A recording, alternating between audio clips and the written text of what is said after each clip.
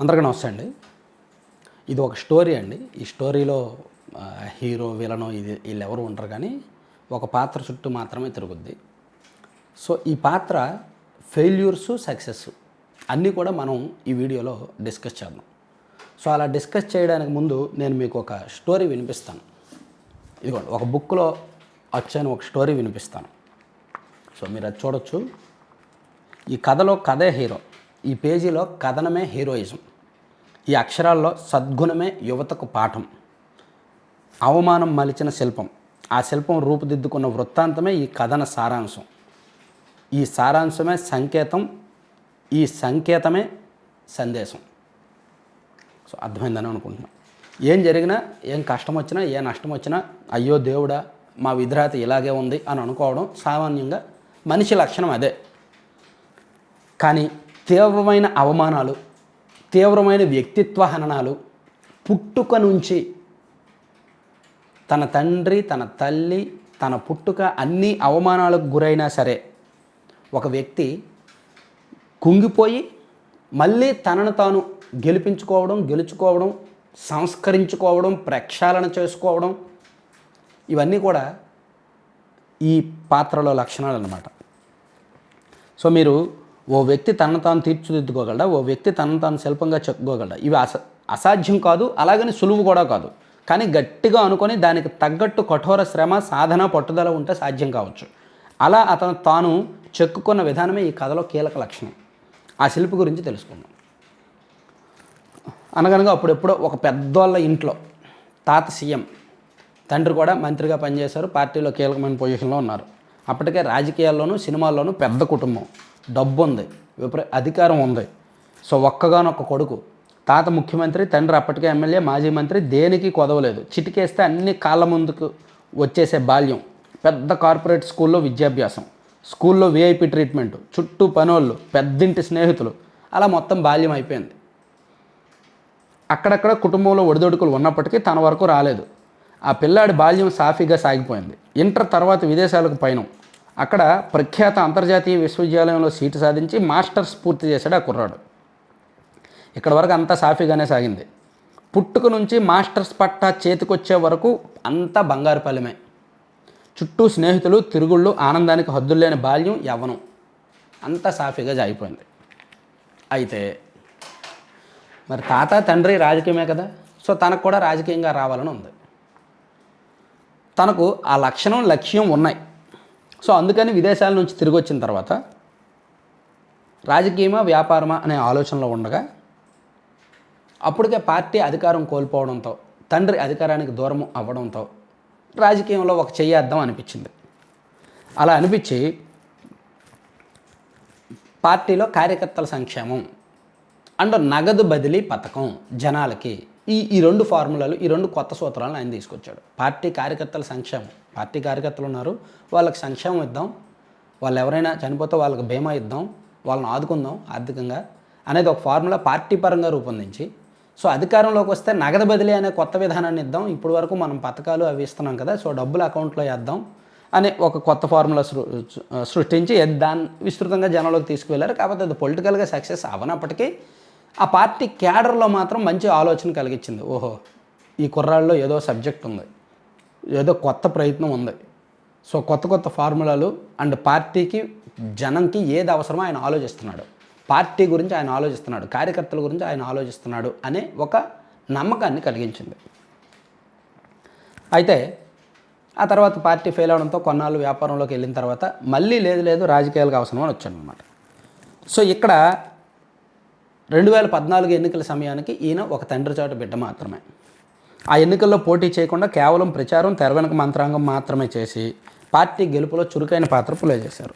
పార్టీలో పదవి చేపట్టి నిర్ణయాల్లో చురుకైన పాత్ర పోషించి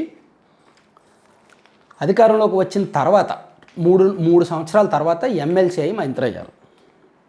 సో 2 ఏళ్ల పాటు మంత్రిగా పనిచేసినప్పుడు పార్టీలో పట్టు పెరిగింది, ప్రభుత్వంలో పట్టు పెరిగింది. సో అంతర్గత వ్యవహారాలన్నీ తన భుజంపై వేసుకున్నారు. మంతనాలు, ఆర్థిక సర్దుబాట్లు, సీట్ల కేటాయింపులు అన్నింటిలో భాగస్వామ్యం ఉండేలా చూసుకున్నారు. కానీ పార్టీ ఘోరమైన ఓటమితో పాటు తాను కూడా తొలి ఎన్నికలో ఓడిపోవడంతో జీవితంలో మొదటి ఎదురు దెబ్బ తగిలింది. ఆ ఎదురు దెబ్బ ప్రభావం ఎంతగా ఉందంటే ఒక్కసారిగా సవాళ్ళు ఎదురయ్యాయి. శ్రేణుల్లో నైరాశ్యం, కార్యకర్తల్లో నిరుత్సాహం, అక్కడక్కడ తిరుగుబాట్లు, అపనమ్మకం అన్నీ చుట్టుముట్టాయి. వాటమి కంటే ఇవే ఎక్కువ బాధించాయి. తనలో అంధకారం అలుముకొని జీవితంలో ఎప్పుడూ చూడని ఊహించని పరిస్థితులు ఆ కుర్రాడి చుట్టూ చేరాయి. రాజకీయం అంటే విమర్శలు సహజమే. విమర్శలు, అవమానాలు, ఆరోపణలు, వ్యక్తిత్వ హననాలు కూడా సహజమే. కానీ ఈ కుర్రాడికి దారుణమైన అసాధారణ రీతిలో అవమానాలు ఎదురయ్యాయి. ఎంత దారుణం అంటే శరీర రూపం, నడక, నడత, ఆహారం, ఆహార్యం, మాట, హావభావం, కుటుంబం, అమ్మ, భార్య, చివరికి పుట్టుక విషయంలో కూడా అవమానాలు ఎదురయ్యాయి. హద్దుల్లేని మాటలతో తన అన్ని లక్షణాలను అవలక్షణాలుగా చూపిస్తూ చేస్తున్న ప్రచారాలు శృతిమించాయి. దేశంలో ఎవ్వరికీ ఎదురవ్వని చేదు అనుభవాలు, అవమానాలు అవి. ఏం చేసినా, ఏం మాట్లాడినా దారుణమైన హేళనతో, నీచమైన పదాలతో ప్రత్యర్థులు హద్దులు మీరి ప్రవర్తించారు ఈ కుర్రాడి మీద. సో ఆ టైంలో ఎవరున్నా సరే కుంగిపోతారు, కూలిపోతారు. కానీ ఆ కుర్రాడు మాత్రం తన దారి తనే వెతుక్కొని, తన లక్ష్యం తనే నిర్దేశించుకొని, తనకు తానే శిల్పిగా మారాడు. కావాల్సిన డబ్బు ఉంది, వ్యాపారం ఉంది, కానీ జీవితం అంటేనే సవాళ్ళు, ఎదురు దెబ్బలు అని గ్రహించి తనను తాను సంస్కరించుకోవాల్సిన అవసరాన్ని గుర్తించి తాను మార్చుకోవడం, నేర్చుకోవడం, మలచుకోవడం ఆరంభించారు. అభిరుచులు, అలవాట్లు పక్కన పెట్టి, ఆలోచనలకు పదును పెట్టి, మొండితనం వంట పెట్టి, ఆహారం, ఆహార్యం, అలవాట్లు, మాట తీరు, హావభావాలు, రాజకీయం అన్నీ నేర్చుకున్నారు. శారీరక సాధన సహా మానసిక శోధన, రాజకీయ ఛేదన ద్వారా రాటుదేలారు. బహుశా ఆ మార్పు ఎవరు ఊహించనది. సినిమాల్లోనో, కథల్లోనో, పుస్తకాల్లోనో మాత్రమే సాధ్యమయ్యే స్వీయ సంస్కరణను ఆ కుర్రాడు తన నిజ జీవితంలో చూపించారు. ఒక్క వ్యక్తిలో, ఒక్క దశలో ఇన్ని మార్పులు ఎవ్వరూ ఊహించినటువంటివే కళ్ళెదుటే చూపించారు. ఆ మార్పు ఫలితమే ఇప్పుడు ఆ కుర్రాడు దేశంలో అత్యంత ప్రభావిత యువ నాయకుడిగా ఉన్నాడనమాట. తండ్రి అరెస్టు, 1000 కిలోమీటర్ల నడక, కొత్త పొత్తు, నాయకుల కష్టం, కార్యకర్తలు చిందించిన రక్తం సాక్షిగా ఆ కుర్రాడు రాటుదేలి తాను గెలిచి, పార్టీని గెలిపించి, రాష్ట్రాన్ని గెలిపించాడు. అన్నిటికీ మించి తనను తాను అత్యంత హీనంగా అవమానించిన పార్టీని నేలకూల్చాడు. తన పటిమతో సమాధానం చెప్పాడు. ఆ పార్టీకి కొరకరాని కొయ్యగా మారాడు. సో ఎవరనేది మీకు అర్థమైంది కదా. ఇదంతా ఒక ఎత్తు అయితే, ఒకప్పుడు ఆ కుర్రాడికి కానీ, ఆయన తండ్రికి కానీ అపాయింట్మెంట్ కూడా ఇవ్వడానికి ఇష్టపడని ప్రధానమంత్రే ఇప్పుడు ఆ కుర్రాడిని నెత్తిన పెట్టుకుంటున్నారు. దేశంలో ఎంతోమంది రాజకీయ వారసులు వచ్చారు, గెలుపోవటములను రుచి చూశారు. కానీ అసాధారణ అవమానం నుంచి ఇంతగా రాటు దేరలేదు, ఇంతగా సంస్కరణ చేసుకోలేదు, పాఠం నేర్వలేదు, మారలేదు, ఇంతగా కష్టపడలేదు. ఈ మార్పు, నేర్పు దేశ ప్రధానిని సైతం మెప్పించింది. ఒకానొక దశలో తనకు, తన తండ్రికి అపాయింట్మెంట్ కూడా ఇవ్వని అదే ప్రధాని ఇప్పుడు నువ్వు వచ్చి నన్ను కలువు, 3 సార్లు చెప్పినా కలవట్లేదేమిటి అని అడిగి మరీ పిలిపించుకొని 20 నిమిషాలు మాట్లాడాలి అని ఇచ్చిన అపాయింట్మెంట్ కాస్త 3 గంటలకు పైగా మాట్లాడేలా చేసింది. ఆ 3 గంటల ఇంటరాక్షన్లో ఇతనిలో సబ్జెక్ట్ ఉంది, ఇతనిలో పట్టుదల ఉంది అని గ్రహించి తాను అబ్జర్వ్ చేసింది నిజమా కాదా అని ఆ ప్రధానమంత్రి క్రాస్ చెక్ చేసుకోవడానికి ఆ కుర్రాడిని ఇంకో 3 పెద్ద వ్యక్తుల దగ్గరికి పంపించాడు. ఆ 3 పెద్ద వ్యక్తుల దగ్గరికి ఈ కుర్రాడు వెళ్ళడం, ఆ 3 కూడా ఇతనితో ఇంటరాక్ట్ అవ్వడం, ఎస్ ఇతనిలో సబ్జెక్ట్ ఉంది అని చెప్పి ప్రధానమంత్రి గారికి ఫీడ్బ్యాక్ ఇవ్వడం, ఎస్ నాకు వచ్చిన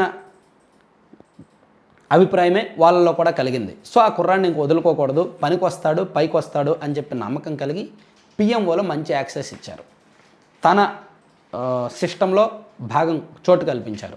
సో అంత నమ్మకాన్ని గెలుచుకున్నారనమాట. సో ఇదంతా అర్థమైంది కదా ఎవరి గురించి అనేది. మనిషిగా పాఠాలు నేర్చుకొని, నాయకుడిగా తనను తాను మార్చుకొని, ఒదిగి ఎదిగి గెలిచి నిలిచి నిలబెట్టిన ఈ కుర్రాడి వృత్తాంతం యువతకు పాఠం. సో ఈ కుర్రాడు ఎవరో తెలుసు కదా. కథ బాగుంటే పేరు అక్కర్లేదు, పాఠం బాగుంటే పేరుతో పని లేదు, సారాంశం గ్రహిస్తే ప్రతి ఒక్కరూ స్వీయ శిల్పులే. అవమానాలు, అనుభవాలు, జీవిత పాఠాలే గెలుపునకు అవకాశాలు. సో ఇది మేబీ కొంతమందికి భజన అనిపించవచ్చు, కొంతమందికి అతి భజన అనిపించవచ్చు, కొంతమందికి అతిశయోక్తులు అనిపించవచ్చు. కానీ యాజ్ ఇట్ ఈజ్ జరిగిందే దానిలో ఉంది. ఆ కథలో ఏదైతే జరిగిందో, ఆ కుర్రాడి జీవితంలో ఏదైతే జరిగిందో అదే చెప్పాం. సో ఎవరి గురించి? నారా లోకేష్ గారి గురించి. ఈరోజు ఆయన పుట్టినరోజు. సో పుట్టినరోజు కాబట్టి కార్యకర్తలు వాళ్ళు వీళ్ళు రకరకాల సంబరాలు చేసుకోవచ్చు. కానీ ఒక్కటి మాత్రం నిజం, ఈవెన్ వైఎస్ఆర్ కాంగ్రెస్ పార్టీ వాళ్ళైనా సరే, ఏ పార్టీ వాళ్ళైనా సరే, లోకేష్ గారిలో మేబీ మీరు ఆయన పార్టీని అభిమానించొద్దు, కానీ ఆయన వ్యక్తిత్వాన్ని స్టడీ చేయండి. ఒకప్పుడు విపరీతంగా ట్రోల్స్కి గురైన ఆయన అసలు జగన్మోహన్ రెడ్డి గారిని లోకేష్ గారిని పక్కన పెట్టి చూడండి. జగన్మోహన్ రెడ్డి గారేమో మీడియాను ఫేస్ చేయడానికి భయపడతారు, మీడియాను ఫేస్ చేయరు, ప్రెస్ మీట్ పెట్టరు. కానీ లోకేష్ గారు ప్రెస్ మీట్ పెడితే సాక్షి ఎక్కడుంది, టీవీ9 ఎక్కడుంది, ఎన్టీవీ ఎక్కడుంది, రండి రండి రండి అని అడుగుతారు. జగన్మోహన్ రెడ్డి గారు మీడియాను ఫేస్ చేసినప్పుడు ఏదైనా ఎదురు క్వశ్చన్ వస్తే అందరూ ఆ మీడియా మీటింగ్కి వచ్చే వాళ్ళే తన వాళ్ళు వస్తారు, వాళ్ళు క్వశ్చన్లు వేసినా టైం అయిపోయిందని వెళ్ళిపోతారు. కానీ ఈయన ఇంకా ఏమైనా ఉన్నాయా, ఇంకా ఏమైనా అడగాల, సాక్షి నీకేమైనా డౌట్ ఉందా అని అడుగుతారు. అంటే మీడియాను ఫేస్ చేయడం ప్లస్ సబ్జెక్టు, విషయావగాహన, వీటన్నిటిలో కంపేర్ చేసుకోండి. సో ఇక్కడ మేబీ లోకేష్ గారిని అభిమానించాల్సిన పని లేదు ఎవరు కూడా.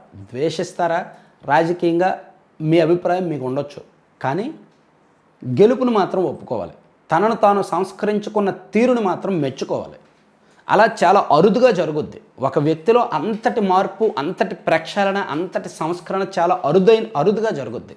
అటువంటి అరుదైన వ్యక్తి నారా లోకేష్ గారు అనమాట. సో ఒకప్పుడు ఆయన గురించి పాజిటివ్గా వీడియో చేస్తే చాలామంది జాకీలేసి లేపకు అనేవాళ్ళు అంటారు.